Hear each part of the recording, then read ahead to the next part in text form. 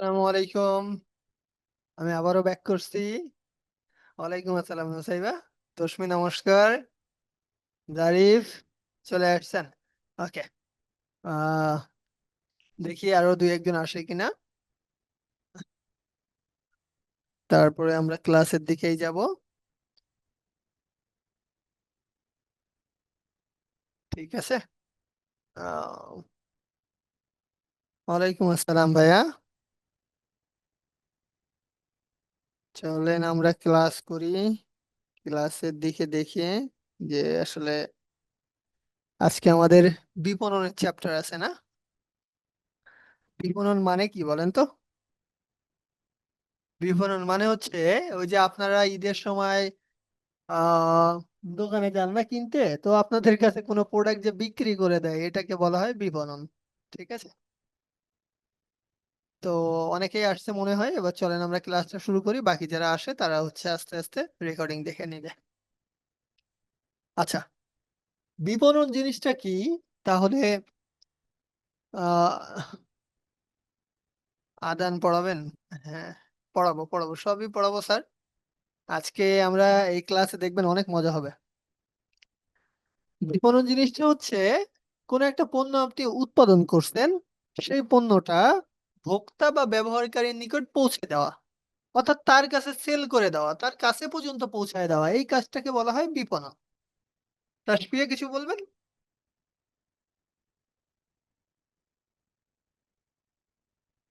Right. Tasfia হাত উঠাইলেন, কিছু বলবেন? আচ্ছা, আমরা পড়া শুরু করি, তাসফিয়া কিছু বললে সেটা আমরা দেখে নিব। ওকে। পণ্য বা সেবা উৎপাদনকারী, অর্থাৎ মনে করেন আপনি একটা গামছা তৈরি করেন, একটা লুঙ্গি তৈরি করেন, একটা শার্ট, একটা প্যান্ট তৈরি করেন, মনে করেন, ধরে নিলেন, বা একটা আইফোন তৈরি করেন। আপনার একটা ফ্যাক্টরি আছে। আপনি যদি এটা তৈরি করে আপনার কাছে রেখে দেন, তাহলে আপনার কোনো লাভ হলো? লাভই তো হলো না। আপনি কেন তৈরি করছেন? আপনি তৈরি তো করছেন এই জিনিসটা কাস্টমারের কাছে পৌঁছায় দেওয়ার জন্য, তার কাছে বিক্রি করে একটা লাভ করার জন্য। তো বিপণন অর্থাৎ বিক্রি করার মূল উদ্দেশ্য হচ্ছে আপনি একটা পণ্য তৈরি করলেন, ওই পণ্যটাকে যে ভোক্তা বা যে ব্যবহারকারী তার কাছে পৌঁছায় দেওয়া। এখন দেখেন, ক্রেতা আর ভোক্তার ভেতরে একটা পার্থক্য আছে। এই জিনিসটা একটু খেয়াল রাখবেন। ক্রেতা হচ্ছে যে সাধারণত ক্রয় করে। মনে করেন আপনি একটা আইসক্রিম খাবেন, আপনি একটা আইসক্রিম খাওয়ার জন্য খুবই বায়না ধরতেছেন। আইসক্রিমটা কিনে নিয়ে গেছে আন্টি। মনে করেন আন্টি দোকানে গেছে আইসক্রিমটা কিনতে এবং আইসক্রিমটা কিনে নিয়ে আসছে। তো আন্টি যেহেতু আইসক্রিমটা কিনছে, তার মানে আন্টি হচ্ছে ক্রেতা। আর আইসক্রিমটা বাসায় নিয়ে আসার পরে আপনি চেটে পুচে শেষ করে দিলেন, তার মানে আপনি হচ্ছে ভোক্তা। যে ভোগ করে বা যে খায় বা যে ব্যবহার করে সে হচ্ছে ভোক্তা, আর যে ক্রয় করে সে হচ্ছে ক্রেতা। এখন একই ব্যক্তি ক্রেতা এবং ভোক্তাও হইতে পারে। যেমন আপনি যদি দোকানে গিয়ে ওটা কেনেন এবং খেয়ে শেষ করেন, তার মানে আপনিই ক্রেতা, আপনিই ভোক্তা। তবে আন্টি যদি যায় তাহলে আন্টি ক্রেতা, আপনি ভোক্তা। এই হচ্ছে বিপণনের মূল কাজ। ক্রেতা ভোক্তাটাও আমরা বুঝলাম। এখন এই যে বিপণনের মধ্যে কিছু গুরুত্বপূর্ণ জিনিস আছে, এর ভেতরে কয়েকটা জিনিস আছে, সেটা হচ্ছে প্রথমে ক্রয় এবং বিক্রয়। ক্রয় আর বিক্রয় জিনিসটা হচ্ছে আপনি যদি কোনো পণ্য বিক্রি করতে চান, মনে করেন আপনি তরমুজ বিক্রি করতে চান, তাহলে হয় তরমুজ আপনাকে উৎপাদন করতে হবে, না হলে তরমুজ পাইকারি বিক্রেতাদের থেকে কিনতে হবে। এটা হচ্ছে ক্রয়। তারপরে আপনি কি করবেন? ওই তরমুজ ভ্যানে করে নিয়ে রাস্তায় রাস্তায় যাবেন, আরে তরমুজ নিবা নাকি, তরমুজ নিবা নাকি, চিল্লাবেন, বিক্রি করে দিবেন। এটা হচ্ছে বিক্রয়। তাহলে আপনার বিপণনের প্রথম ধাপ হচ্ছে ক্রয় করা আর বিক্রয় করা। 3 নম্বর ধাপ হচ্ছে পরিবহন। পরিবহন কি? মনে করেন নওগাঁ বা বগুড়া বা সাতক্ষীরা বা খুলনা বা হচ্ছে নোয়াখালী বরিশাল যে কোনো জায়গা বা ব্রাহ্মণবাড়িয়ায় আপনার হচ্ছে মনে করেন আলু চাষ হইছে বা গম চাষ হইছে। এখন ঢাকায় তো আর কোনো কিছু চাষ হয় না ভাই। ঢাকায় শুধু চাষ হয় কি জানেন? বাস, ট্রাক, এইগুলা। এইখানে কোনো চাষের জায়গা নাই, এখানে আপনি নিঃশ্বাস নিতে পারবেন না। এরকম একটা অবস্থা দিন দিন হচ্ছে।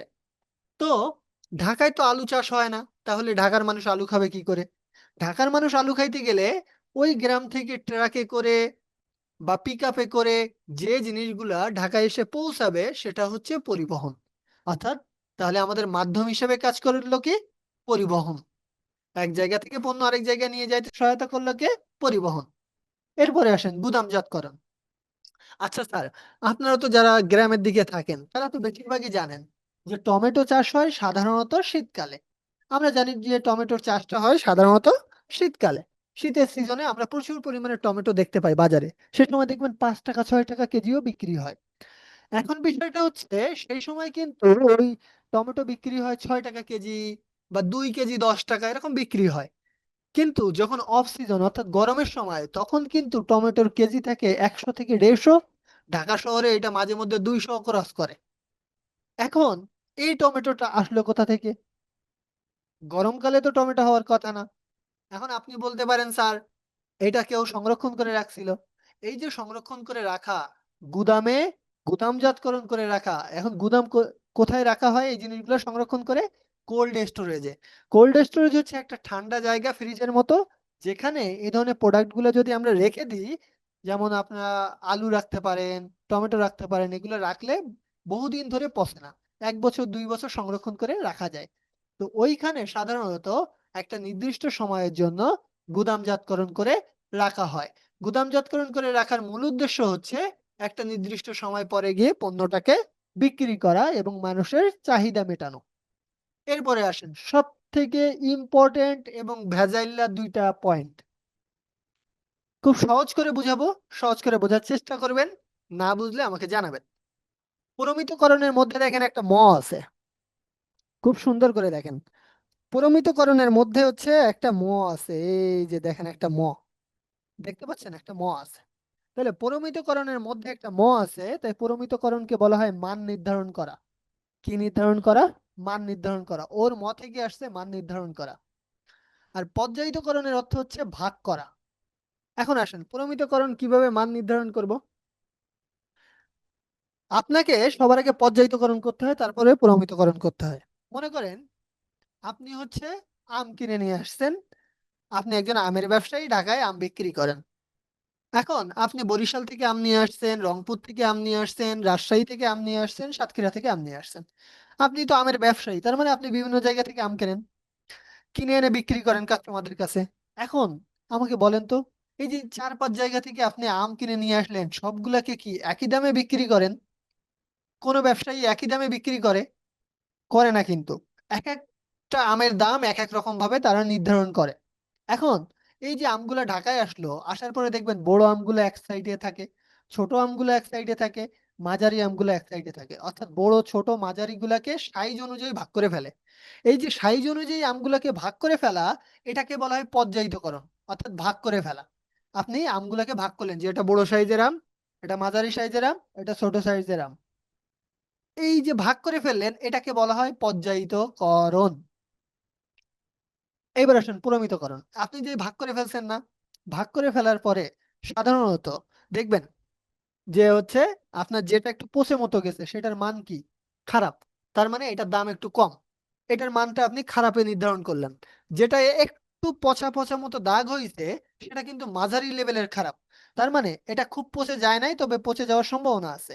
এই জিনিসেরও আপনি মান নির্ধারণ করলেন, অর্থাৎ এর মূল্য নির্ধারণ করলেন যে এটার দাম হচ্ছে একটু কম হবে। এইবার যেটা একবারে ফ্রেশ আছে সেটার দাম কি করবেন? বেশি রাখবেন। মনে করেন ফ্রেশটার দাম হচ্ছে 100 টাকা কেজি, যেটা একটু মাঝারি পড়ছে সেটা আপনি 60-70 টাকায় বিক্রি করবেন। আর যেটা একবারে লোয়েস্ট লেভেলে পৌঁছে গেছে, মানে গরুতে খাবে, সেই জিনিসটা কিন্তু আপনি 15-20 টাকায় বিক্রি করবেন।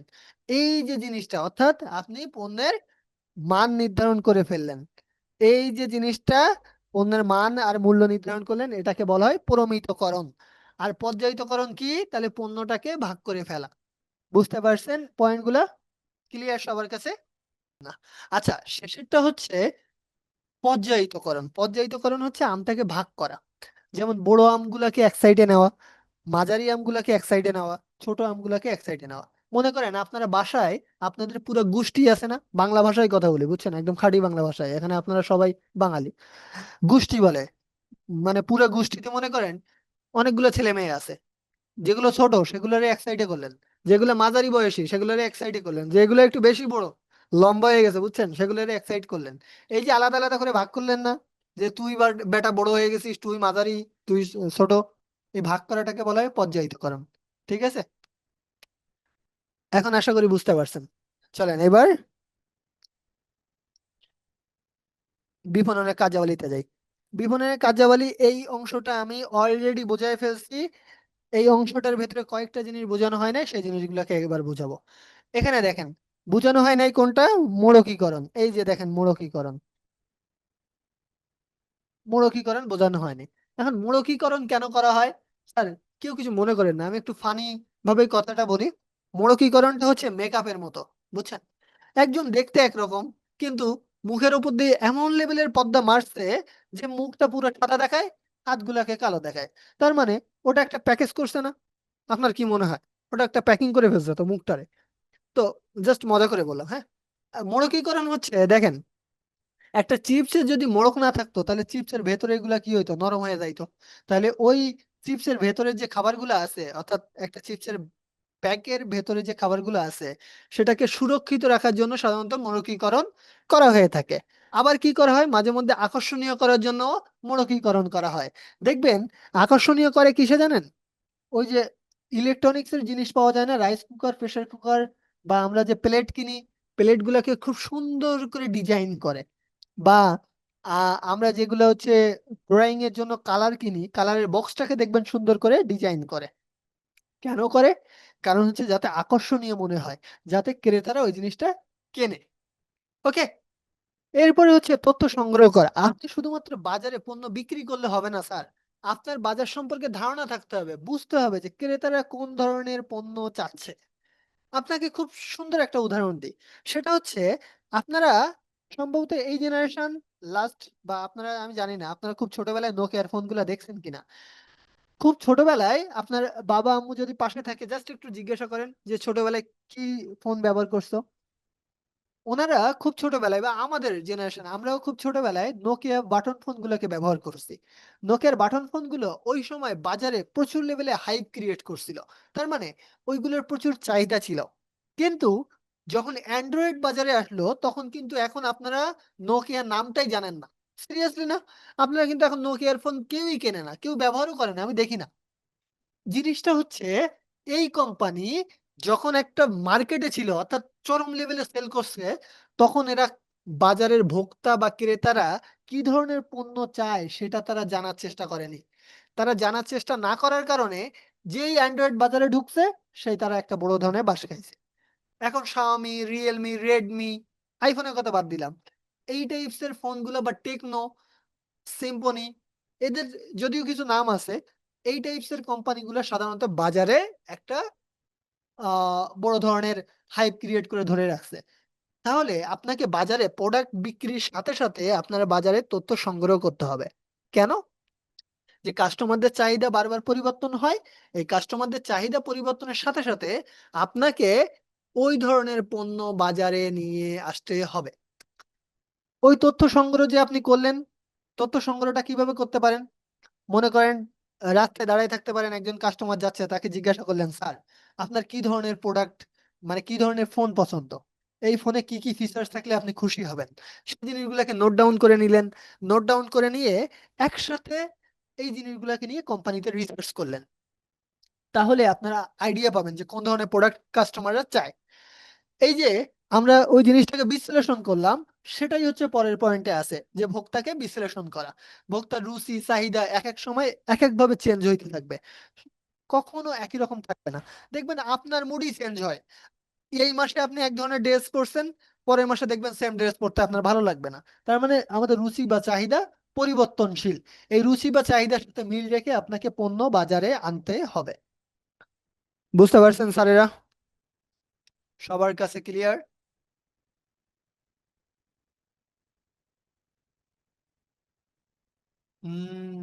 দেখছেন, তাহমিদ আসছে। Okay, very good. Musaiba. Okay, thank you. আচ্ছা, তারপরে চলেন।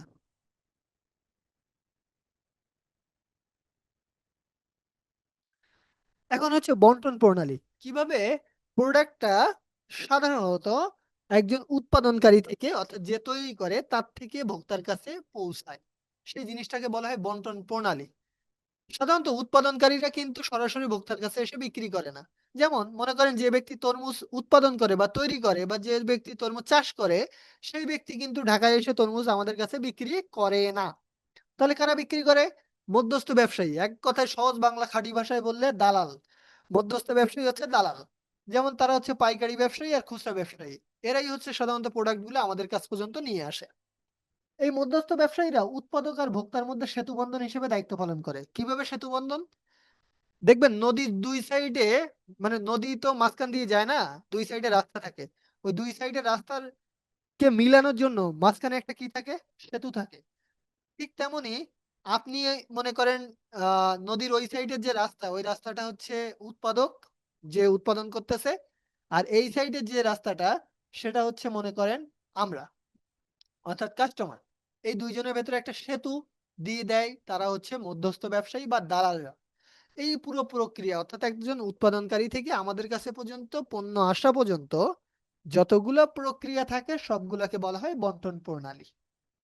এইবার আসেন উদাহরণ। উদাহরণটা দেওয়া হয়েছে, একজন চা উৎপাদনকারী চা উৎপাদন করে, সেটা একজন পাইকারি, মানে যে একসাথে অনেক প্রোডাক্ট কেনে, একজন পাইকারি ব্যবসায়ী সব কিনে নিয়ে আসে। নিয়ে আসলে ওখান থেকে খুচরা ব্যবসায়ীরা অল্প অল্প পরিমাণে কেনে, কিনে এনে ওই যে ভ্যানে করে হাঁকে, চা কিনবেন নাকি চা, আরে চা নিবেন নাকি চা, তারপরে আপনার আমার মতো ভোক্তা গিয়ে কিনে নিয়ে আসে। এই হচ্ছে বন্টন প্রণালী। বুঝছেন আপনারা? স্যারেরা কি বুঝছেন?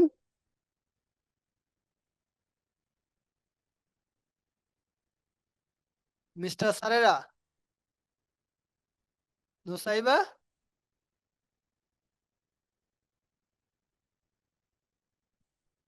আচ্ছা, ভোক্তা বিশ্লেষণ মানে হচ্ছে ভোক্তা কি ধরনের পণ্য চায় সেটাকে যাচাই বাছাই করা। ঠিক আছে স্যার? আচ্ছা, বন্টন প্রণালী আর বিভিন্ন পণ্যের বিপণন, অর্থাৎ বন্টন প্রণালী গুলো কত প্রকারের হয় সেটা, যে কত প্রকারের বন্টন প্রণালী হয়, কিভাবে পণ্য জনগণের কাছে আসে বা আমাদের কাছে চলে আসে। প্রথমটা বলা হচ্ছে সরাসরি ভোক্তার নিকট বিক্রয়। মাঝে মধ্যে দেখবেন যারা গ্রামে থাকে তারা সরাসরি খেতে গিয়ে শাকসবজি কিনে নিয়ে আসে সরাসরি। এটা হচ্ছে সরাসরি বিক্রয়। অর্থাৎ এখানে কোনো মধ্যস্থ ব্যবসায়ী থাকে না। এইখানে সরাসরি একজন ক্রেতা, মনে করেন আমি একজন ক্রেতা, আমি সরাসরি সবজি খেতে গিয়ে সবজি দেখে কিনে নিয়ে আসবো। তো এইগুলো সাধারণত সরাসরি ক্রয় করা হয়। এই ক্ষেত্রে কোনো ধরনের মধ্যস্থ ব্যবসায়ী থাকে না, এক্ষেত্রে কম দামে জিনিস কেনা যায়।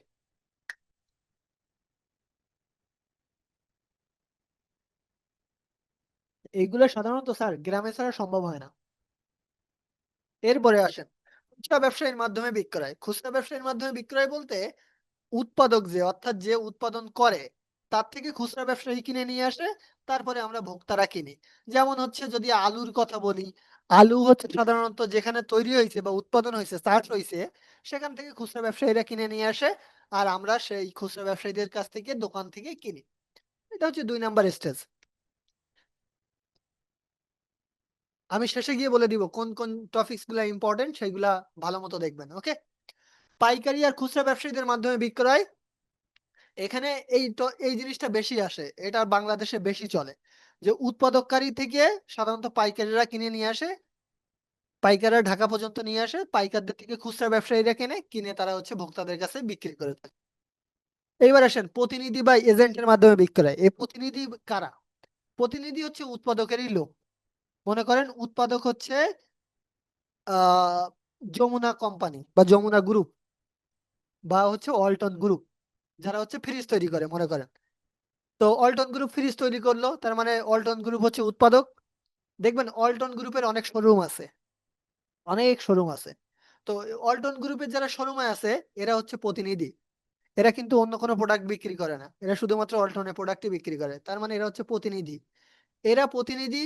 এই প্রতিনিধিরা একটা একটা প্রোডাক্ট বিক্রি করলে কমিশন পায়। মনে করেন 20,000 টাকার একটা প্রোডাক্ট বিক্রি করলে 10%, তার মানে 2,000 টাকা কমিশন সে পায়। মাঝে মধ্যে উৎপাদক থেকে প্রতিনিধি, প্রতিনিধি থেকে ভোক্তা সরাসরি কিনে নিয়ে আসে। অর্থাৎ আপনি আমি যদি সরাসরি অল্টনের শোরুম থেকে কিনে নিয়ে আসি, তাহলে ক নাম্বার প্রসেসটা হবে।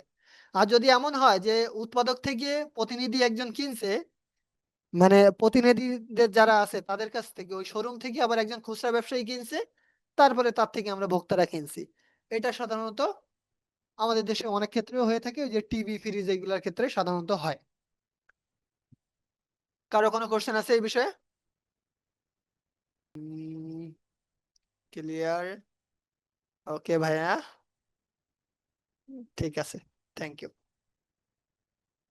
এবার আসেন বিজ্ঞাপন। বিজ্ঞাপনের সাথে তো আপনারা কম বেশি সবাই ধারণা আছে। বিজ্ঞাপন হচ্ছে কোনো পণ্য সম্পর্কে জনগণকে জানানো। এক কথায় কোনো পণ্য সম্পর্কে আপনার আগে জনগণকে জানাতে হবে যে ওই পণ্যটা কি সেই সম্পর্কে। যদি আপনি নাই জানান তাহলে যে আপনার একটা পণ্য আছে এটা জানবে কি করে? আচ্ছা, আপনারা মেহেদি বাই মিমির কথা শুনছেন? যে কোম্পানিটা সাধারণত মেয়েদের বা ছেলেদের জন্য ওই মেহেদি বিক্রি করে, মেহেদি বাই মিমি, একটা ইয়ে আছে না? ফ্রি লাইভ ক্লাস শনিবার থেকে 5টায় স্যার। মেহেদি বাই মিমি হচ্ছে কিন্তু ঢাকা শহরে প্রায় ভাইরাল, হ্যাঁ। মানে গ্রামের দিকে তো ভাই মেহেদি কিনে পড়া লাগে না, কিন্তু ঢাকা শহরে অথেন্টিক মেহেদির ভেতরে আপনি আবার ভাইবেন না আমি অ্যাডভার্টাইজমেন্ট করে দিচ্ছি, না ভাই, আমি জাস্ট এক্সাম্পল দিতে গেছিলাম, সেই হিসেবে বললাম। তো এই মেহেদি বাই মিমি কোম্পানিটা হচ্ছে সাধারণত, আমি যতদূর দেখছি যে এরা হচ্ছে খুব ভালো প্রোডাক্ট বিক্রি করে মেহেদির, এই জন্য জনগণ হচ্ছে কেনে। এখন এদের বিজ্ঞাপনের সিস্টেমটা হচ্ছে এই যে এরা যে এই প্রোডাক্টটা বিক্রি করে, মেহেদি বিক্রি করে, এইটা যদি এরা জনগণকে না জানায় তাহলে জনগণ কি করে কিনবে? কি করে বুঝবে যে ঢাকা শহরেও মেহেদি বিক্রি হয়? হ্যাঁ।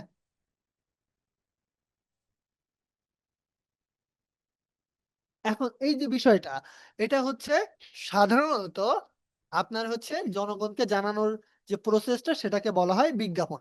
তাহলে বিজ্ঞাপনের মূল উদ্দেশ্য হচ্ছে একটা ক্রেতাকে বা যে আহ, ভোক্তা আছে তাকে ওই পণ্য ক্রয়ের জন্য আগ্রহী করে তোলা, অর্থাৎ আপনি তাকে কি করলেন?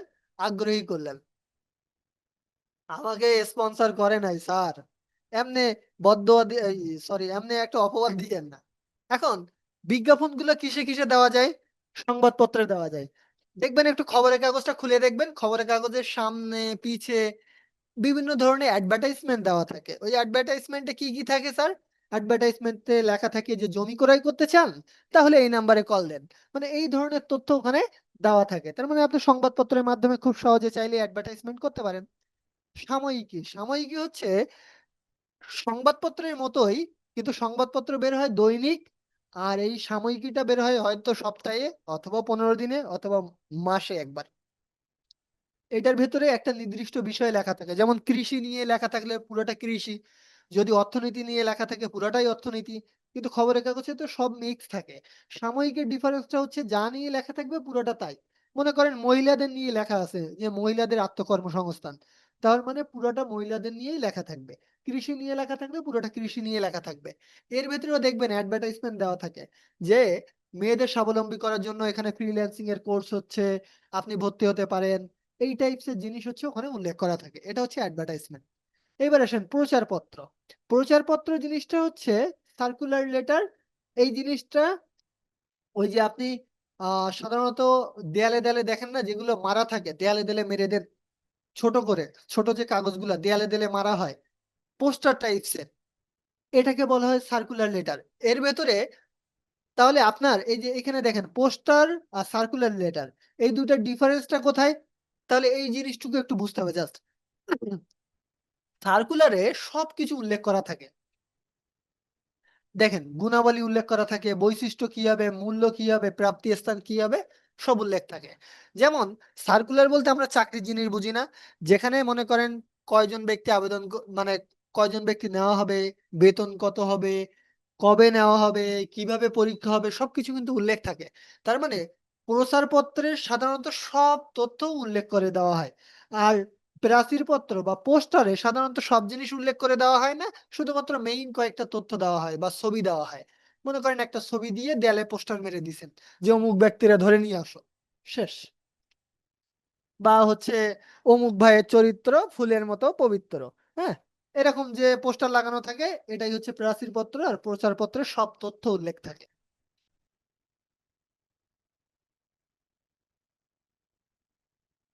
এবার আসেন বিজ্ঞাপনী ফলক। বিজ্ঞাপনী ফলকটা হচ্ছে রাস্তার পাশে দেখবেন বড় বড় হার্ডবোর্ড দিয়ে বড় শক্ত আকারের বড় বড় বিজ্ঞাপন টানানো থাকে, এটাকে বলা হয় বিজ্ঞাপনী ফলক। ওই যে বিভিন্ন গ্রুপের বা ইউসিসি বা স্কলার্স বা বিভিন্ন ধরনের কোচিং সেন্টার বা উদ্ভাসের এই টাইপসের হচ্ছে আপনার দেখবেন বড় বড় হার্ডবোর্ড দিয়ে ব্যানার টানানো থাকে, এটাকে বলা হয় বিজ্ঞাপনী ফলক। একটু আশপাশে দেখবেন তাহলে এই প্রত্যেকটা জিনিস আপনাদের চোখে পড়বে। এরপরে হচ্ছে টেলিভিশন। টেলিভিশনে দেখবেন একটা নাটক দেখতে বসছেন, আর যারা সিরিয়াল দেখেন তারা তো খুব ভালোই অভ্যস্ত। সিরিয়ালে কত মিনিট জানি, 30 মিনিট না 40 মিনিট না 45 মিনিট পর পর সম্ভবত অ্যাডভার্টাইজমেন্ট দেয়। এই যে অ্যাডভার্টাইজমেন্ট দেওয়া, সোনু পাউডার কিনবেন বা ছেলেদের ঘড়ি বিক্রি করে, এই টাইপসের যে অ্যাডভার্টাইজমেন্ট, এটাকে বলা হয় টেলিভিশন বিজ্ঞাপন। এটা মাথায় রাখবেন, সব থেকে ব্যয়বহুল বিজ্ঞাপন হচ্ছে টেলিভিশন বিজ্ঞাপন। ওকে। এরপরে আসেন রেডিও। রেডিও শুনছেন? একটু মাঝে মধ্যে রেডিও অন করবেন। ফোনে তো এখন রেডিও আছে, এফএম আছে। এফএম অন করলে দেখবেন ওখানেও অ্যাডভার্টাইজমেন্ট দেয়। ওখানে অ্যাডভার্টাইজমেন্ট আপনি শুনে বুঝতে পারবেন যে এটা এই জিনিসের অ্যাডভার্টাইজমেন্ট। ওইখানে মাধ্যমে অ্যাডভার্টাইজমেন্ট হয়।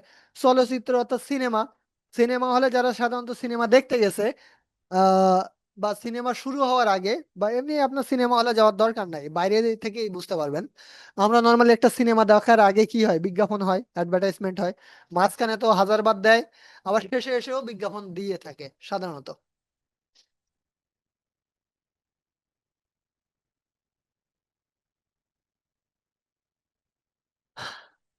রাইট। কার্টুন দেখলে অনেক অ্যাড আসে, তো এগুলো সব অ্যাডভার্টাইজমেন্ট। এইবার আসেন মেলা। দেখবেন মাঝে মধ্যে মেলা বসে। কিসের মেলা বসে? ও তার আগে আছে পণ্য সজ্জা। পণ্য সজ্জা বলতে সাধারণত অনেক সময় অনেক সুন্দর করে সাজায় রাখে দোকানটাকে, বা প্রোডাক্ট গুলাকে খুব সুন্দর করে সাজায় থাকে। এই যে সাজায় রাখে, সাজায় রাখলে ক্রেতাদের চোখে পড়ে, তখন অনেকে দাম জিজ্ঞাসা করতে এসে কিনে নিয়ে যায়। এরপরে আসেন মেলা বা প্রদর্শনী। মেলা বা প্রদর্শনীর ক্ষেত্রে সাধারণত কি হয়, বাণিজ্য মেলা, কুটির মেলা, বিভিন্ন নামে মেলা হয় না? এই মেলাগুলোতে বিভিন্ন ধরনের প্রোডাক্ট আসে, এখান থেকে সাধারণত সেল হয়। নমুনা। নমুনা হচ্ছে, মনে করেন কাউকে একটা ফ্রি প্রোডাক্ট দেওয়া। মনে করেন আপনি কাউকে একটা ফ্রি প্রোডাক্ট দিলেন, যে ভাই এই ফ্রি প্রোডাক্টটা দিলেন, এটা ব্যবহার করে দেখেন, যদি আপনার ভালো লাগে তাহলে পরে এসে কিন্তু আমাদের থেকে নিয়ে যাবেন। এটাকে বলা হয় নমুনা। মাঝে মধ্যে দেখবেন রাস্তায় যদি আপনি আহ আম বা পেয়ারা কিছু কিনতে যান, তাহলে দেখবেন একটুখানি কেটে দেয়, দিয়ে বলে ভাই খেয়ে দেখেন, যদি মিষ্টি হয় তাহলে কিন্তু নিবেন। এই যে এই খাইতে দিল, এটাকে বলা হয় নমুনা। এরপরে আসে নিয়ন আলো। নিয়ন আলোটা ইদানিং খুব বেশি ভাইরাল। জিনিসটা হচ্ছে রাস্তার সাইড দিয়ে যখন রাতের বেলা যাবেন, দেখবেন প্রত্যেকটা বিলবোর্ড হচ্ছে আলো জ্বলতেছে। এই যে আলো জ্বলে, এটাকে বলা হয় নিয়ন আলো। পরিবহন বিজ্ঞাপন। দেখবেন পরিবহন গুলোর পিছে সামনে আশপাশে ও শুধু গ্লাসে মারে না, ভেতরে গ্লাসেও মারে। আশপাশে দেখবেন অনেকগুলো বিজ্ঞাপনের লিফলেট টানায় রাখছে। এটা হচ্ছে পরিবহন বিজ্ঞাপন। ওকে। তারপরে ব্যানার আছে, ফেস্টুন আছে, সাইনবোর্ড আছে, স্টিকার আছে, গ্যাস বেলুনের মাধ্যমে দেখবেন আকাশে উড়ায় দেয়। আর আকাশ বিজ্ঞাপনটা হচ্ছে হেলিকপ্টারে করে কোনো জিনিস আকাশে উড়ায় দিচ্ছে, সেটার মাধ্যমে অ্যাডভার্টাইজমেন্ট দেওয়া। আপনাদের কারো কোনো কোশ্চেন আছে বিজ্ঞাপন নিয়ে? বা আপনারা কমেন্ট করলে আমার খুব ভালো লাগে। নুসাইবা, নাহিয়ান, ওকে, নিশাত, ওকে, ডান।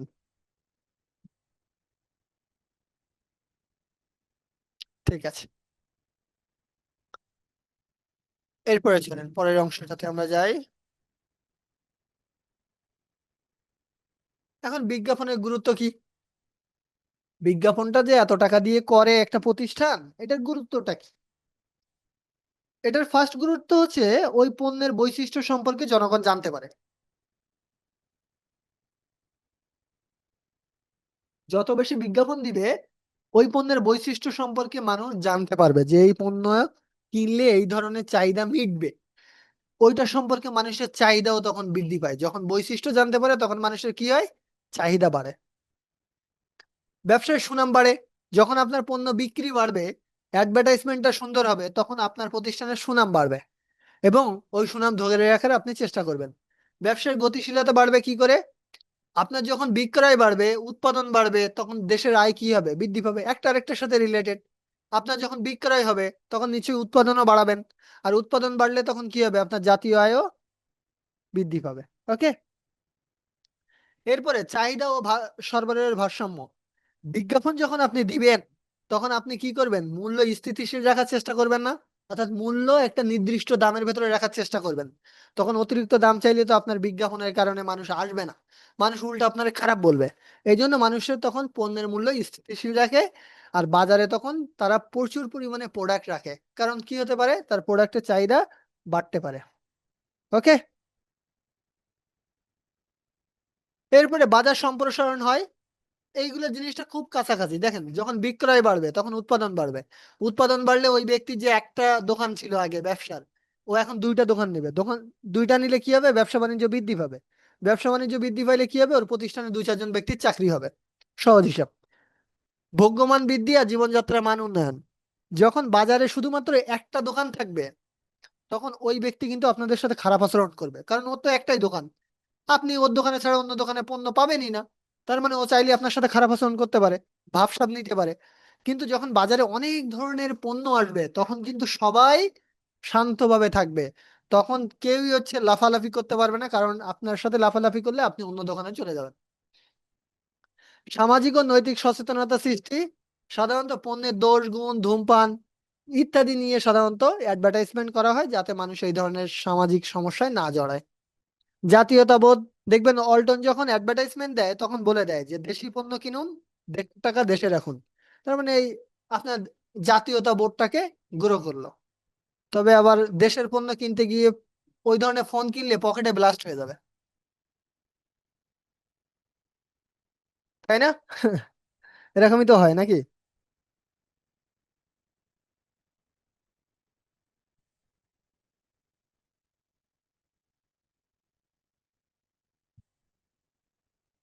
এরপরে আসেন, বিক্রয়িকতা কি? বিক্রয়িকতা হলো বিক্রয় কর্মীর ক্রেতা আকর্ষণ করার কৌশল আর দক্ষতা। এক এক দোকানে গেলে দেখবেন এক এক ধরনের যারা সেলস করে, সেলস, এদেরকে বলা হয় যে সেলস অফিসার, বা যারা সাধারণত রিপ্রেজেন্টেটিভ। এখন জিনিসটা এই বিক্রয়িকতা হলো একজন বিক্রয় কর্মীর ক্রেতা আকর্ষণ করার ক্ষমতা। কিছু কিছু বিক্রয় কর্মী দেখবেন খুব বাজেভাবে আচরণ করে, খুব রুড আচরণ করে, আমাদের পরবর্তীতে সেই জায়গায় যাওয়ার ইচ্ছা হয় না। আবার কিছু কিছু বিক্রয় কর্মী দেখবেন এত সুন্দর করে কথা বলে যে আপনি পরবর্তীতে ওই এলাকায় গেলেই ওনার দোকানেই কিনতে যাইতে সাধারণত আগ্রহী হন। তার মানে অনেক দোকান আছে, আপনি কেন সেই দোকানে যান? এই দোকানে যাওয়ার মূল রিজনটা আপনার ওই প্রোডাক্ট বা ওই দোকানের যে বিক্রয় কর্মী আছে তার আচরণটা। তো এই একজন বিক্রয় কর্মী যে সুন্দরভাবে আচরণ করে আপনার কাছ থেকে পণ্য বিক্রি করলো, এটাকে বলা হয় বিক্রয়িকতা। বিক্রয়িকতার মাধ্যমে বিক্রেতা ক্রেতাদের আস্থা অর্জন করে। একজন বিক্রয়িকতা কি করে? ক্রেতাদের আস্থা অর্জন করে। এটি ক্রেতাকে স্থায়ী গ্রাহকে পরিণত করতে সাহায্য করে। যখন একজন ব্যক্তি আপনার সাথে রেগুলার ভালো কথা বলবে, তখন আপনি কি হবেন, দেখবেন ওই দোকানের একজন রেগুলার কাস্টমার হয়ে গেছেন। আসেন, পরের প্রশ্নে আমাদের কি আছে সেটা দেখি। আদর্শ বিক্রয় কর্মী হতে গেলে তার কিছু শারীরিক গুণাবলী থাকতে হয়। তার কিছু কি থাকতে হয়? শারীরিক গুণাবলী থাকতে হয়। শারীরিক গুণাবলীর ভেতরে কি আছে? সুদর্শন চেহারা। তার যার চেহারাটা দেখতে অনেক সুন্দর, সেই ব্যক্তি কি করে, যার চেহারা অনেক সুন্দর সাধারণত মানুষ তার কাছে যাইতে চায়, হ্যান্ডসাম। এই জন্য দেখবেন মেয়েদেরকে রিসিপশনে বেশি বসানো হয়। একটু সুন্দর মেয়ে হইলে বেশি রিসিপশনে বসে থাকে। বা আপনার ফোন যে দোকানগুলোতে সেল হয়, বিশেষ করে ঢাকা শহরে বড় বড় ইগুলাতে দেখবেন ওখানে মেয়েদেরকে একটু বেশি করা হয়, বা যেসব ছেলেরা থাকে তারাও একটু বেশি স্মার্ট। হ্যাঁ। তো এই যে সুন্দর আর আকর্ষণীয় চেহারার ব্যক্তিরা দৃষ্টি আকর্ষণ করতে পারে, তাই তাদেরকে রাখা হয়। এরপরে আসেন সুস্বাস্থ্য। এমন একজন ব্যক্তিকে আপনি রাখলেন, দুদিন পর পর অসুস্থ হয়, তার স্বাস্থ্য ভালো না। তো একজন সুস্বাস্থ্যবান ব্যক্তিকে সাধারণত তো রাখতে হবে না। না হলে তো দেখা যাবে ওরে দেখেই আপনি ভাববেন এই দোকানে এইরকম বিক্রয় কর্মী, ভাঙাচোরা বিক্রয় কর্মী আছে, তার মানে প্রোডাক্টও মনে হয় ভাঙাচোরা। হ্যাঁ। তো আপনি যাইতে চাবেন না। আপনার একটু মানে আমরা মানুষ কিন্তু আগে বলে দর্শনধারী, তারপরে গুণ বিচারী। তার মানে আপনার ওই দেখে ভালো লাগতে হবে আগে। যদিও তো তারে আপনি বিয়ে করবেন না, তারপরে সেই দোকানে কোনো প্রোডাক্ট কিনতে গেলে আপনার একটু মাইন্ড সেট আপের ইস্যু আছে। সুন্দর হাসি যে ব্যক্তি খুব ভালো হাসি দিয়ে বন্ধুত্বপূর্ণ কথা বলে, সাধারণত আমরা তার দোকানে যাইতেই স্বাচ্ছন্দ্য বোধ করে থাকি। এরপরে আসেন, এরপরে একজন আদর্শ বিক্রয় কর্মীর মানসিক গুণাবলী। মানে তার মানসিক অবস্থা কেমন থাকতে হবে? সে আগ্রহী আর আন্তরিক হবে, অর্থাৎ আপনি যখন তার কাছে কোনো জিনিস জিজ্ঞাসা করতে যাবেন সে খুব আগ্রহের সাথে আর আন্তরিকতার সাথে আপনার প্রশ্নের উত্তর দিবে।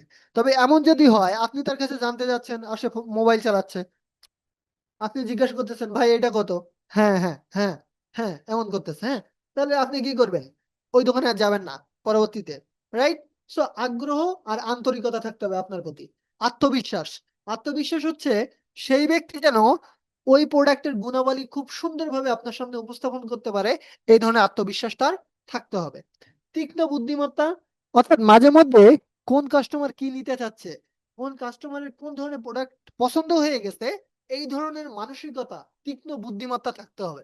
দেখবেন যারা বিক্রয় কর্মী আছে তারা আপনি কোন প্রোডাক্টটা চিনতে পারছেন সেটা খুব ইজিলি বোঝা যায় যে কোনটা আপনি নিতে চাচ্ছেন। এই ধরনের বুদ্ধিমত্তা থাকতে হয়। আর ধৈর্যশীলতা, আমার আপুরা তো আছেন, ম্যাডামরা আজকে আছেন না ক্লাসে, ম্যাডামরা যখন থ্রি পিস দেখতে যান, চার পাঁচটা ছয়টা থ্রি পিস দেখেন, শাড়ি দেখেন, দেখে বলেন পছন্দ হয় না, তো অন্য দোকানে দেখি। এই যে আপনার সে পাঁচ সাতটা শাড়ি খুলে দেখাইলো, এই ধৈর্যটা থাকতে হবে। এখন আপনি চেতে গিয়ে বললেন এই বেটি, আপনি পাঁচ সাতটা শাড়ি দেখছেন, কিনবেন না মানে ফাজলামি পাইছেন, তখন বিষয়টা কেমন হবে? সো ধৈর্যশীল হতে হবে। ওকে, কি হতে হবে? ধৈর্যশীল হতে হবে। নিশাত,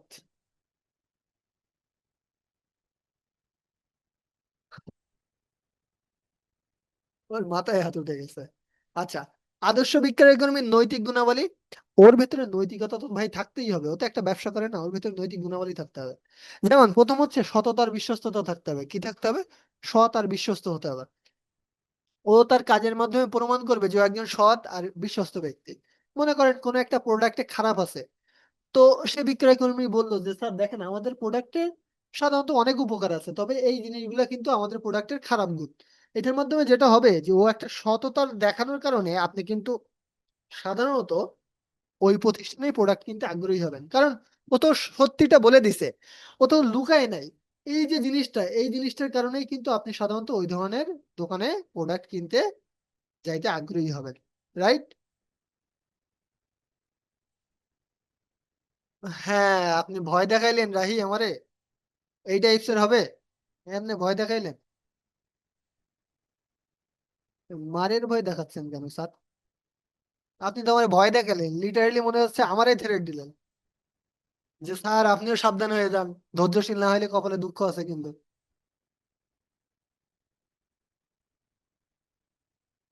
মিনহাজ, আপনার জন্য অনেক দোয়া থাকলো, আপনি রেস্ট নেন।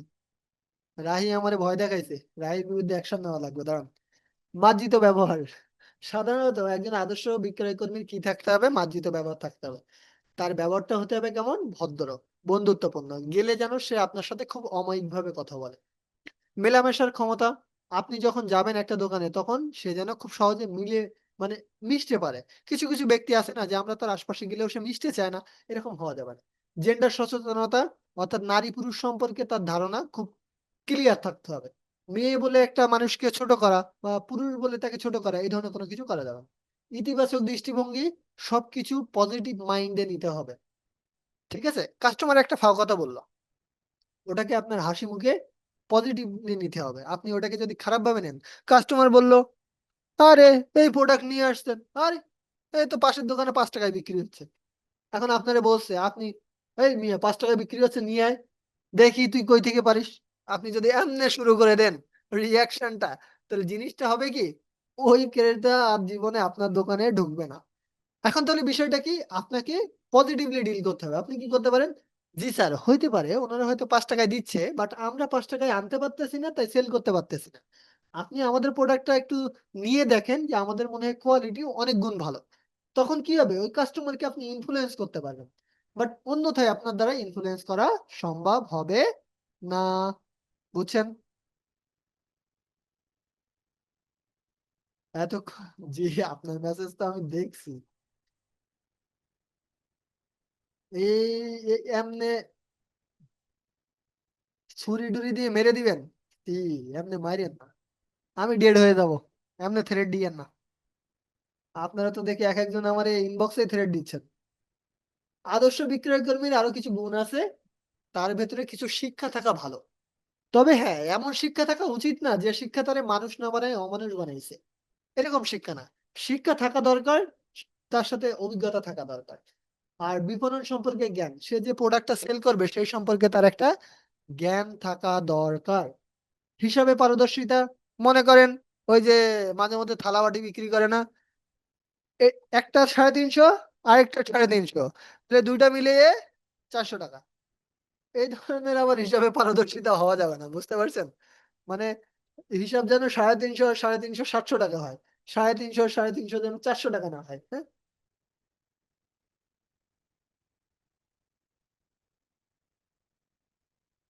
আমাদের ক্লাসের টাইম এখনো আছে, তবে আমাদের টপিক শেষ হয়ে গেছে। আচ্ছা বলেন, কারো কাছে কি বোরিং লাগলো? আমি গুরুত্বপূর্ণ পয়েন্ট গুলো একটু বলে দিব। কেউ কি বোরিং মনে হয়েছিল, নাকি আমি একটু বেশি ফাস্ট গেছি?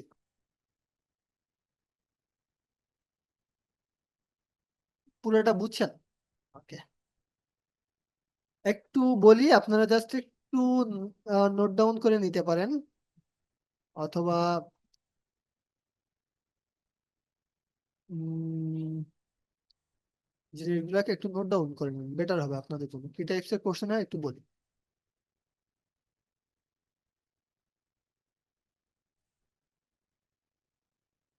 ওকে, থ্যাংক ইউ ভাইয়া।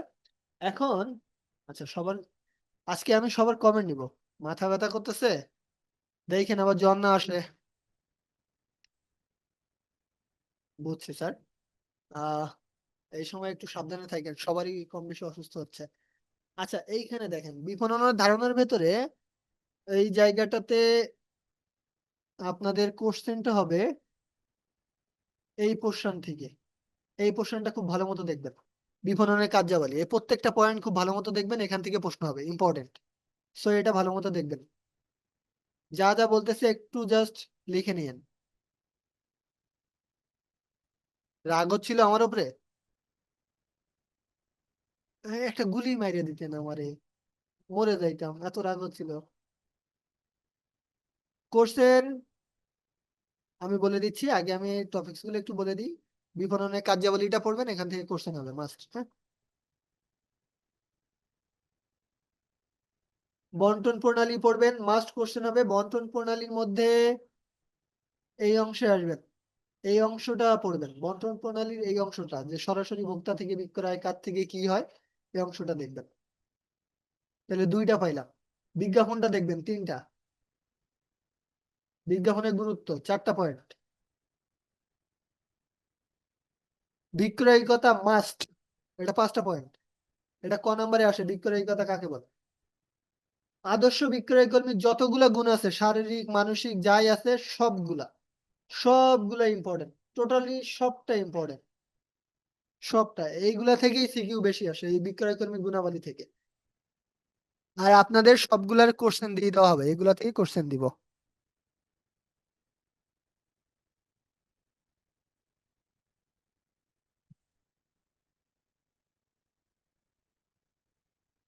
আচ্ছা, এবার আমাকে বলেন কারো কোনো কোশ্চেন আছে কিনা,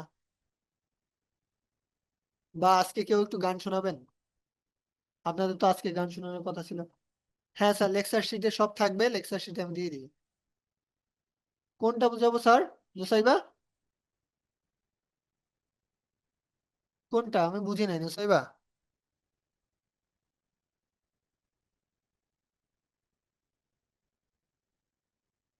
ও, যেটাই আছি আমরা, এটা? আচ্ছা, ওকে, তাহমিদ শোনাবে, তাহমিদের। স্যার আজকে তো আমি গানের প্র্যাকটিস নিয়ে আসি নাই। আচ্ছা, এটা একটু বুঝাই নি, হ্যাঁ। জিনিসটা হচ্ছে, বিক্রয় কর্মীর কিছু গুণ থাকতে হয়, আরো কিছু গুণ, সেটার ভেতরে একটা হচ্ছে শিক্ষা থাকতে হয়। মনে করেন একটা মিনিমাম পাস তো থাকতে হয় না, এইচএসসি পাস বা অনার্স পাস, এই ধরনের একটা শিক্ষাগত যোগ্যতা তো থাকতে হয়। সাথে অভিজ্ঞতা থাকতে হয়, যে কাজটা মনে করেন সেলস এর কাজ বা যে কাজটা করতে আসছে না কেন, সেই কাজ সম্পর্কে তার একটা কি থাকা উচিত, ধারণা থাকা উচিত বা অভিজ্ঞতা থাকা উচিত। যাতে অভিজ্ঞতা থাকলে কি হয়, সেই ব্যক্তি সেই কাজটা খুব স্মুথলি করতে পারে। বিপণন সম্পর্কে জ্ঞান, বিপণন সম্পর্কে জ্ঞান বলতে কিভাবে সে পণ্যটাকে নির্বাচন করবে, কিভাবে একটা পণ্যের মূল্য নির্ধারণ করবে, কিভাবে পণ্যটাকে ভাগ করবে, কিভাবে প্যাকিং করলে পণ্যটা সুন্দর দেখা যাবে, এই সম্পর্কে তার জ্ঞান থাকতে হয়। তারপরে হিসাবে পারদর্শিতা বলতে মনে করেন আপনার থেকে 500 একজন ব্যক্তি 7-8 হাজার টাকার জিনিস কিনছে, এই 7-8 হাজার টাকার যে জিনিস কিনছে এই হিসাব করার ক্ষমতাটা হচ্ছে থাকতে হয়। ওকে স্যার, এখন বুঝছেন?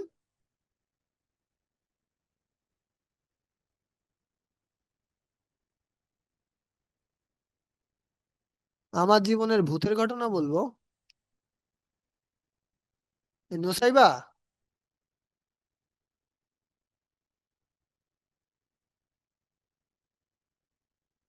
আহ মাহাদিন, রাইট, এগুলা পড়লেই হবে, এনাফ। নুসাইবা, আপনার হচ্ছে, বুঝছেন এখন? ওকে, গান শোনাবেন নুসাইবা? এই আপনারা ওরা দেখেন কমেন্ট করতেছে যে নুসাইবা গান শোনাবে, বলেন।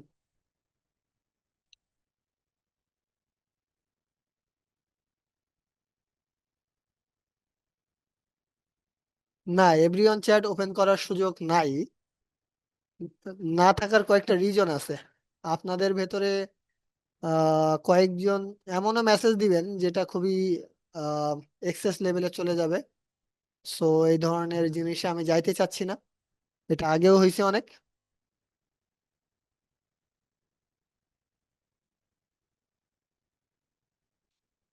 হ্যাঁ, ওরা গান শুনতে চায় আপনার কাছে, এখন শোনাবেন? কোনো ফোর্স করব না, আপনার ফ্রেন্ডরা সবাই শুনতে চায়, এই জন্য।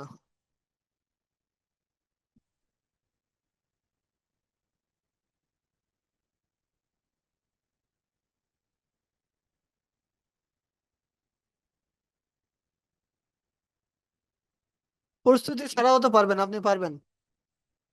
তাহলে আপনারে আমি আনমিউট করে দিই। আবার আরেকজন আসছে নুসাইবার ফ্যান। আচ্ছা, তাহলে নেক্সট ক্লাসে শোনাবো। নুসাইবা তাহলে নেক্সট ক্লাসে, ঠিক আছে? আচ্ছা, দিব। আচ্ছা, আপনাদেরকে একটা গল্প বলি, বুঝছেন? আমি শুনছি গল্প, আমি যদিও জানি না, মানে সত্যতা মিথ্যাটা, মিথ্যা আমি বলবো না, যে সত্য নাকি মিথ্যা আমি জানি না, বাট আমি যতদূর শুনছি আমি ততদূর বলি। ভয় পাবেন না তো কেউ আবার? ভয় পাইলে কিন্তু আমার দোষ নাই, আগেই বলি। ভয় পাইলে আমার দোষ না কিন্তু। যে ভয় পাবেন তাইলে আমি বলবো না, আগেই বলেন যে ভয় পাবেন কিনা। বাহ, সব লাফাচ্ছে, বলেন বলেন। নুসাইবা কি ভয় পাবেন নাকি?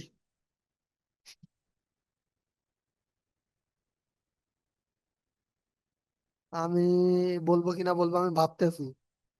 আচ্ছা, না, আমি যতদূর শুনছি এগুলা আসলে আহ এগুলো নাকি আগে ঘটতো, এখন ঘটে না। এখন আসলে ঘটার সুযোগও নাই, কারণ হচ্ছে এখন মানুষকে ভূত ভয় পায়। আর পৃথিবীতে ভূত বলে কিছু নাই, আমি যতদূর শুনছি। পৃথিবীতে হচ্ছে ভূতের ওপর বিশ্বাস তো আসলেই করা যাবে না, জিন বলে একটা জাতি আছে যারা হচ্ছে মানুষকে ভয় দেয়। তো আমি আমার এক ফ্রেন্ডকে দেখছিলাম, তখন আমি ভার্সিটিতে থার্ড ইয়ারে পড়ি, করোনার সময়, বুঝছেন? করোনাকালীন সময়ে, তখন আমি থার্ড ইয়ারে পড়ি। তো যেহেতু করোনাকালীন সময় আমি গ্রামে ছিলাম, হঠাৎ করে শুনলাম যে ওর নাকি জিন লাগছে, ভূত লাগছে। তো খুবই ভালো কথা, ওর বাসায় গেলাম। ও ঘরের ভেতর থেকে বলতেছে তুই আমার বাসার মধ্যে ঢুকবি না। তো আমি তো অবাক হইলাম যে আমি ওরে কি করছি, আমি কেন ওর বাসার ভেতরে ঢুকবো না। ও এইটাই সে আচরণ করতেছিল। যদিও ওই ফ্রেন্ডটা হচ্ছে গ্রামে, ও হচ্ছে গ্রামে থাকে, ও গ্রামে ব্যবসা বাণিজ্য করে। তো তার মা বলতেছে তোমাকে ঢুকতে নিষেধ করতেছে কেন? তো আমি বললাম আমি তো জানি না, আমি তো আরো শুনে আসছি যে ও অসুস্থ, তাই আমি আসলাম। পরে ওর মা বললো তোমার কাছে কি লোহা আছে? আমি বললাম আছে। মানে লোহা বলতে আমি কি জানি ওই আপনার গ্রামের দিকে বুঝবেন কিনা, টর্চ লাইট আছে, যদিও আমি ফোন ব্যবহার করতাম, বাট টর্চ লাইট আছে। ওই টর্চ লাইটটা আমার হাতে ছিল, এনিহাও টর্চ লাইটটা ছিল হাতে, ওইটা হচ্ছে আপনার লোহা টাইপস এর ছিল। ও আমাকে সেটা বললো যে হচ্ছে ওটা নাকি ও ভয় পাচ্ছে প্রচুর লেভেলে। খুব ভালো কথা। আমি ওর বাসায় যাওয়ার পরে ওই যে বাইরে দাঁড়ায় ওর বোন, ওর মা বা ওই ওদের রিলেটিভদের সাথে কথা বলতেছিলাম যে কি হয়েছে বা কি, ওকে ঘরে আটকায় রাখা হয়েছিল। তো তখন ওই যারা ভূত ঝাড়ায় বা জিন ঝাড়ায় তাদের একজন হচ্ছে ওকে ঝাড়াতে আসছিল। খুব ভালো কথা, উনি ঝাড়াতে আসছে। এসে উনি ঝাড়াচ্ছে বুঝছেন, পানি পড়া দিচ্ছে, তখন ও ভয় পাচ্ছে। মানে ও কেমন জানি করতেছে, চিল্লাচ্ছে, ওকে বলতেছে তুই চলে যাবি কিনা, তোকে যাইতেই হবে, হ্যান ত্যান এগুলা করতেছে বুঝছেন। তো আমি খুবই ইন্টারেস্টিং লাগলো আমার আমার জীবনে ফার্স্ট টাইম আমি এইভাবে কাউকে সরাসরি ভূত ঝাড়ানো দেখতেছি করোনাকালীন সময়ে। তো আমি বললাম, ওই হুজুরকে বললাম। হুজুর আবার বলতেছে কি যে মহিলা মানুষ আশপাশে থাকতে পারবে না, থাকলে ক্ষতি হবে। ভালো কথা, তা আমি পুরুষ মানুষ আছি। আমি বললাম যে আমি একটু থাকি। তো বলছে, হ্যাঁ থাকেন। এখন উনি আমার ওই ফ্রেন্ডের ভাইরে, মানে ওর ভাইটা আমারও ছোট, তাকে একটা পানির গ্লাসে দেখাচ্ছে, বলতেছে এই যে দেখো তোমার ভাইয়ের ঘাড়ে কয়জন লাগছে, এদেরকে আমি বন্দি করে ফেলতেছি, তুমি কি দেখতে পাচ্ছ? ওই ছেলেটাও দেখলাম বলতেছে হ্যাঁ হ্যাঁ দেখতে পাচ্ছি। খুবই ইন্টারেস্টিং লাগলো ভাই। আপনাদের ইন্টারেস্টিং লাগতো না জিন কেমন দেখতে? ও বলতেছে হ্যাঁ দেখতে পাচ্ছি। তখন আমি ইন্টারেস্টিং এর ঠেলায় হুজুরে বলছি কি আমি একটু দেখতে চাই। হুজুর আমারে দেখাইতে রাজি না বুঝছেন। আমি বললাম আমি একটু দেখতে চাই। মানে আমি যেহেতু পাশে দাঁড়ায় আছি আমি বললাম কি আমি একটু দেখবো। হুজুর বলছে বিয়াদবি করবেন না। বলছি বাহ। আমি দেখতে চাইলাম, মনে মনে ভাবতেছি বিয়াদবির কি আছে। এখন আমার আম্মু আবার আমাকে খুঁজতে খুঁজতে চলে আসছে, আম্মু পিছে থেকে বলতেছে এই তুই বাসায় আয়, তোর এসব দেখতে হবে না, তুই বাসায় চল, এগুলো দেখা ঠিক না। এখন আমার তো ইন্টারেস্টিং লেগেই গেছে ভাই, আমি জিন দেখবো আজকে। ওনাকে 3-4 বার রিকোয়েস্ট করার পরে উনি আমাকে বলতেছে আসেন দেখেন। উনি আমাকে সেম পানির গ্লাসটার ভেতরে কি জানি পড়ে ফু দিল, আমাকে বলতেছে কিছু দেখতে পান? এখন আমি তো ভাই কিছু দেখতেই পাই না। আমি বললাম না কিছু দেখতে পাই না, আবার ফু দিছে দিয়ে বলতেছে কিছু দেখতে পান? আমি বলছি না। পরে উনি আমাকে বলতেছে আপনার ঘাড়েও জিন আছে বুঝছেন, যে আমি নাকি দেখতে পাচ্ছি না মানে আমার ঘাড়েও জিন আছে। তখন আমি এক প্রকার শিও যিনি ভন্ডামি করতেছে। হ্যাঁ, এবারটা যে ভন্ডামি করতেছে এখন আমার ঘাড়ে দোষ চাপানোর জন্য, মানে আমাকে কোনোভাবে ব্ল্যাকমেইল বা একটা বাজে ভাবে ই করার জন্য উনি আমাকে বুঝাইছে যে আমার ঘাড়েও আছে। এখন আলটিমেটলি ভাই আমি তো সুস্থ মানুষ। উনি যখন বলছে তখন আমার জিনিসটা খুবই বাজে ভাবে লাগছে যে আপনি পারতেছেন না ঠিক আছে, আবার এগুলা কি? এটা বলার পরে আমি জাস্ট ওনাকে বললাম যে আপনি তো দেখাইতেই পারলেন না। তো তখন উনি আমার কোনো কথার উত্তর দিল না। আমার আম্মু ওই সাইড থেকে বারবার চিল্লায় আর ডাকে তুই বাসায় আয়। আর উনি বলে আপনার ছেলেকেও ঝাড়াই নিবেন, আপনার ছেলের ঘাড়েও জিন আছে। খুবই ইন্টারেস্টিং ছিল বিষয়টা। হ্যাঁ, এখন কি হলো, ওই যে ঝাড়ানোর সময় আপনারা যারা গ্রামে আছেন দেখবেন, আন্টিদের কাছে একটু জিজ্ঞাসা করবেন, বলে কি যে তুমি যাওয়ার সময়, অর্থাৎ যে ঘাড়ে আছে ওই আমার ফ্রেন্ডের ঘাড়ে জিন, সে যাওয়ার সময় জুতা নিয়ে যাবে মুখে করে, না হলে একটা গাছের ডাল ভেঙে রেখে যাবে, মানে চিহ্ন রেখে যাবে যে সে কি করে যাচ্ছে। তাকে একটা বাউন্ডারিতে বসায় রাখছে, কি জানি দিয়ে বাউন্ডারি দিয়ে রাখছে। এখন বলতেছে তুই কিভাবে যাবি, মানে ওর ঘাড়েরটা কিভাবে যাবে, ঘাড়েরটা কিভাবে যাবে, কি ভেঙে যাবে এটা। এখন হুজুর দেখলাম হঠাৎ করে বলল তুই জুতা কালে করে নিয়ে যাবি। এখন আমার কাছে মনে হয় যে জুতা কালে করে নিয়ে গেলে তো আমার ফ্রেন্ড নিয়ে যাবে, তাই না? ওইটা তো জিন রে তো আমি দেখবো না, আমার ফ্রেন্ড নিয়ে যাবে। তার মানে আমি তো প্রুফ পাচ্ছি না যে আসলে জিন আছে কিনা। আমি আবার ওই কথার ফাঁক দিয়ে একটা ফাও কথা বললাম। বললাম কি হুজুর, এমনি তো ভাল লাগতেছে না বিষয়টা, আপনি ওই যে বড় ডালটা আছে না গাছের, ওই ডালটা ভেঙে রেখে যাইতে বলেন বুঝছেন। মানে আমি ওনারে বললাম যে ওই ডালটা যাতে ভেঙে রেখে যায়, আমরা প্রুফ পাই যে ও পালায়ে গেছে। ঠিক আছে। এখন যে এটা বলছে হুজুর আমার দিকে পুরো চাইতে ফায়ার, এমন চেতা চেচ্ছে, কারণ উনি তো পারবে না, ওই ডাল তো ভেঙে রাখবে না ভাই, এটা তো পুরো টাউটবাজি। এখন আমি হুজুরে যখন বললাম হুজুর আর এটা শোনো, আমারে বলতেছে আপনার ঘাড়েও কিন্তু আছে। আমি একবারে শিওর আপনার ঘাড়ে আছে, দেখবেন আপনারে আমি কি করব, আপনারে আমি পানি পড়া দিব সাথে সাথে সেন্সলেস হয়ে যাবেন। আমি বলছি, দেন তো দেখি। তখন কি হয়েছে, আমার ফ্রেন্ডে থাকানো বাদ দিয়ে উনি আমার পিছে উঠে পড়ে লাগছে। ওই যে আমি কথা বলছি ওনার সাথে দুই একটা তিনটা। এখন আমি বারবার একই কথাই বলতেছি ভাই, আপনি ওই গাছের ডালটা ভেঙে রেখে যাইতে বলেন, যাতে আমি বুঝি যে আসলে ওই দিন চলে গেছে, উনি তো রাজি না। পরে আমার আম্মু এসে আমার হাত ধরে বারবার টানতেছে, তুই বাসায় চল, বাসায় চল। এখন ওই আমার যে ফ্রেন্ডের যে হয়েছে, ওর মাও বলতেছে বাবা তুমি বাসায় যাও, মানে বুঝে গেছে ওখানে একটা ঝামেলা বাঁধবে। পরে আমি বের হওয়ার সময় বললাম কি, ওর মারে আর ওর ভাইরে বললাম, এ নিয়ে ভন্ড, এনারে আটকায় রাখো। আমি পানির ভেতরে দেখছি এনার ঘাড়ে 6-7টা জিন আছে, ওই জিনগুলো ওনার ঘাড়েই থাকে, এই ভন্ডরে একটা পয়সাও দিও না, এ আটকায় রাখো, বুঝছো? তখন ওই ব্যক্তি আমার লিটারালি অভিশাপ দেওয়া শুরু করছে যে আপনি বিয়াদব, পড়াশোনা শিখে মানুষ হন নাই, হ্যান হন নাই, ত্যান হন নাই। জিনিসটা হচ্ছে যখন ভন্ডামিটা ফাঁস হয়ে গেছে তখন কিন্তু উনি রিয়াক্টটা খুব বাজেভাবে করছে। হ্যাঁ। তো এই যে ভূতের কাহিনী, আলটিমেটলি আমাদের সারা দেশে ভূতের কাহিনীটা হচ্ছে এটাই, যে কিছু মানুষ একটা হাইপ সৃষ্টি করে, করে এই ভূতুড়ে গল্প হচ্ছে বানায়, কিন্তু অ্যাকচুয়ালি এই ধরনের কিছু নাই। হ্যাঁ, জিন রিলেটেড কিছু ঘটনা আছে যেগুলো সাধারণত হয়ে থাকে, এগুলো কোরআন হাদিসেও প্রমাণিত। জিন রিলেটেড কিছু ঘটনা আছে, তবে সেই ঘটনাগুলা ঝাড়ানোর জন্য যারা আসে তারা কিন্তু সবাই পারে না। এরা বেশিরভাগ সময় যেটা করে থাকে, মিথ্যা একটা ছলনা দেখায়, মিথ্যা ছলনা দেখায় এই জিনিসগুলাকে আমাদের সামনে উপস্থাপন করে টাকা পয়সা নেয়, বুঝছেন? এই হচ্ছে কাহিনী আলটিমেট। এই আলটিমেটলি এই হচ্ছে বিষয়, বুঝছেন? So, এইসব বিষয়ে একটু সতর্ক থাকবেন, এই আর কি। মজা পাইছেন না? এই আপনারা মজা পাইছেন?